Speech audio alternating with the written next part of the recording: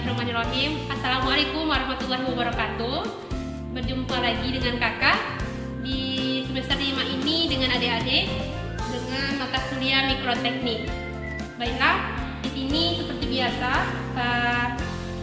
kakak yang diamanai, salah satu kakak yang diamanai dalam menghandle adik-adik dalam praktikum mikroteknik ini. Untuk praktikum mikroteknik ini kita menggunakan buku penuntun praktikum mikroteknik buku terbit 2016. Ini sama dengan panduan buku penuntun untuk praktikum sebelum-sebelumnya. Kemudian biasanya kalau pada saat asistensi di praktikum yang lainnya, kita akan membacakan peraturan, kemudian tata tertib yang harus adik-adik patuhi. Tetapi karena kita prinsip praktikumnya itu hanya daring, berarti ini skip dulu ya. Lanjut. Kemudian di sini di daftar isi, adik-adik harus ketahui bahwa mikroteknik itu secara globalnya dibagi dua, mikroteknik hewan kemudian mikroteknik tumbuhan. Hanya saja karena yang dosen pengampu adik-adik itu Bukio, maka akan lebih dahulukan ke mikroteknik tumbuhannya. Kita akan mengambil sisi ini untuk memperkenalkan pada adik-adik alat-alat yang kita butuhkan dalam mikroteknik. Nah, baik, untuk di sini udah Kak sediakan contoh alat-alat yang kita gunakan. Seperti contoh ada menggunakan pinset. Adik-adik sudah familiar dengan alat ini, pinset sebagai alat untuk mengambil nanti seperti jaringan, biar dia tidak kontak langsung dengan tangan kita menggunakan alat ini. Ya, kemudian ada pisau. Ini fungsinya sebagai untuk memotong objek ataupun bahan yang kita gunakan. Kemudian selain pisau, ada juga alat yang fungsinya hampir sama seperti silet ini. Nah, karena ada bahan yang memang harus dengan ketebalan yang sangat tipis. Nah, bisa kita gunakan silet ini. Kemudian ada kaca objek. Kaca objek ini ya fungsinya untuk meletakkan objek di atasnya. Nanti fungsinya bisa kita melihat objek itu di bawah mikroskop. Kita gunakan kaca objek. Kemudian ada kaca penutup temannya. Untuk setelah objek kita letak di kaca objek, kemudian kita tutup dan kita taruh objeknya.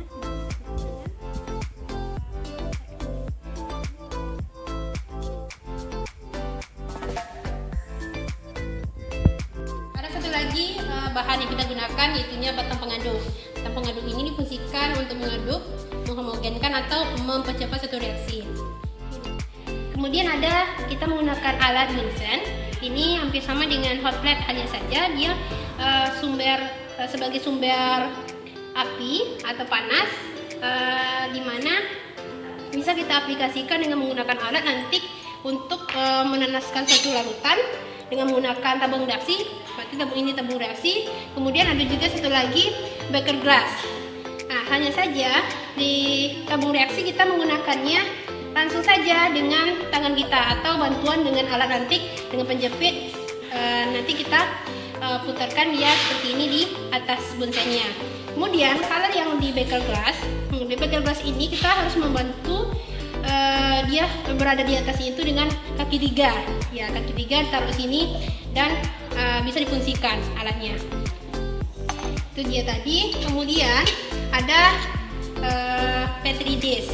Petri dish ini fungsinya untuk meletakkan sementara jaringan ataupun bahan yang mau kita ambil. Kita menggunakan pinset ini, ambil jaringan, kita taruh sementara di sini.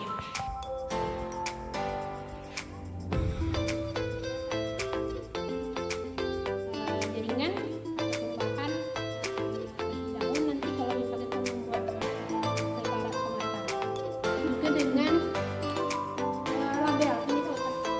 Oke, selanjutnya ada nama alatnya oven. Oven ini fungsinya untuk menginkubasi pada temperatur tertentu. Misalnya kita membuat pada inkubasi 50 derajat Celcius, maka bisa kita set nanti suhunya. Itu dia fungsi dari oven ini. Sebagai pemanas juga bisa.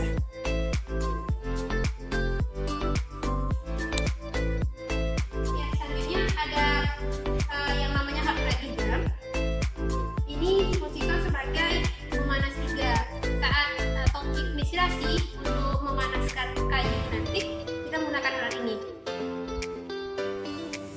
Ya, ini namanya centrifuge. Ya, cara penggunaannya, Adik terlebih dahulu hubungkan dia dengan arus listrik. Siap. Kita hubungkan, kita mau hidupkan alat ini. Alat tekan tombol power di sini, warna hitam ini. Ya. Selanjutnya kita mau buka alat ini, kita tekan tombol open. Dia setelah terbuka, maka kita bisa lagi memasukkan mikrotop yang sudah kita di dalam itu kasih larutan yang ingin kita pisahkan antara supernatant dan pelletnya. Nah, terus baru kita atur deh antara kecepatan, waktu ataupun suhunya. Tuh. Setelah itu baru kita tunggu dia, misalnya 15 menit kita atur timernya. Udah. Setelah selesai dia nanti akan berbunyi, kasih tahu kita untuk mengambilnya lagi. Itu aja. Nah, ini alat kita yang terakhir, mikroskop.